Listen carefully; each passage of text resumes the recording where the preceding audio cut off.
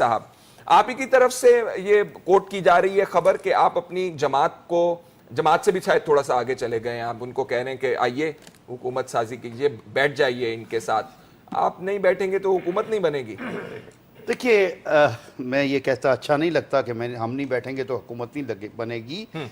میری گزارش جو میں نے کی اپنے تمام عہدیداروں سے، ذمہ داروں سے، کہ جو پارٹی بھی کراچی کی بہتری کے لیے کام کرنا چاہے اور وہ واقع میں اگر حکومت میں بھی ہے تو کیوں ہم ان کے ساتھ نہ بیٹھیں. اس کی وجہ یہ ہے، اگر ہم تھوڑا سا پچھلا ریکارڈ دیکھیں تو ہمیں چند سال پہلے یہ کہا جاتا تھا کہ جی جو حکومت ہوتی ہے یہ اس کے ساتھ چلے جاتے، ٹریڈیشنلی آپ کا کرٹیسزم اور اس کی وجہ. لیکن بعد میں ہم نے کئی سالوں سے، بالخصوص یہ جو 2013 کا الیکشن ہوا اس کے شروع میں چند ماہ کے لیے ہم پیپلز پارٹی کے ساتھ تھے اور اس کے بعد پھر ہم 4.5 سال حکومت سے باہر رہے. لیکن حکومت سے باہر رہنے کا جو سب سے بڑا نقصان کراچی کو ہوا کہ جو کراچی کے ڈیولپمنٹ پیکیجز ملا کرتے تھے وہ قطعی طور پر نہ ملے، یا جس طرح سے دوسرے چاہے وہ پروونشل حکومت ہو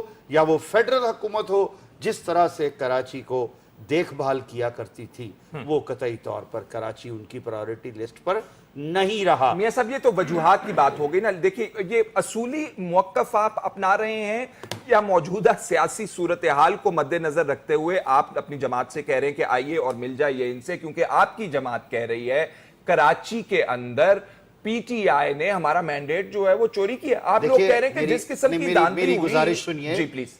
میں قطعی طور پر یہ پھر واضح کروں گا آپ کے پروگرام سے، چونکہ یہ پہلا پروگرام میں وہ اپنی ویڈیو دینے کے بعد جو ہے یہ، اور ویڈیو کافی سپیڈ سے وائرل ہوئی جس میں آپ کہہ رہے ہیں اپنی جماعت سے آپ درخواست کر رہے ہیں. میں اس میں جو موقف اپنا دینا چاہتا ہوں، ہمارے تحفظات جو الیکشن کے حوالے سے ہیں وہ الیکشن کمیشن کے ساتھ ہیں. اس میں جو کچھ بھی ہوا